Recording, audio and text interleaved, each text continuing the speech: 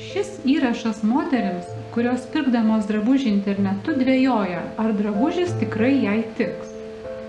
Pasidalinsiu trumpa istorija apie klientę, kuri pirko drabužį iš Toto Rasa elektroninės parduotuvės, o aš jį pritaikiau pagal jos figūros tipą.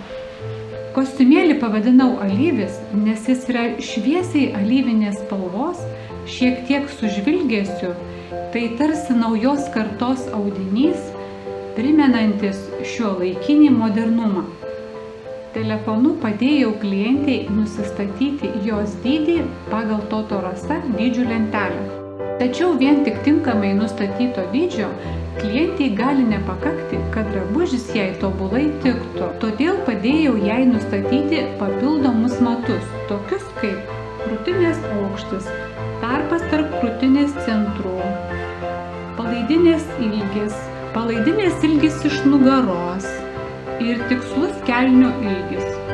Pirmiausia, drabužį susikirpau. Vėliau pasidariau manikeną pagal klientės matus, priekinę detalę uždėjau ant manikeno, vėliau pamatavau krūtinės aukštį dar kartą, tarp krūtinės centrų tarpą ir tada muliažiniu būdu adatėlėmis sukabinau įsiuvą.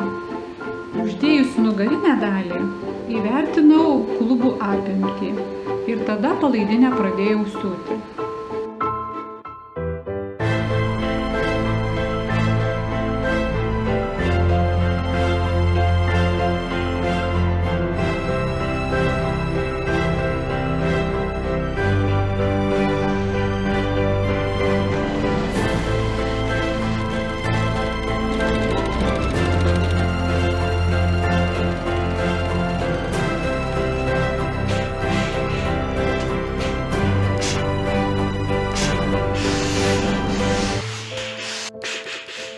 Kelnes pasiuvau pagal jos dydį, įsivertinus jos klubų apimtį, taip pat liemens apimtį.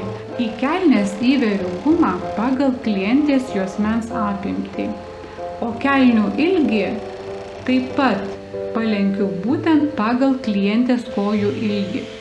Kai šiuo procesu pagaminu drabužį, aš tikrai žinau, kad klientė jį gavusi ir pasimatavusi bus patenkinta ir drabužis jai tikrai tiks.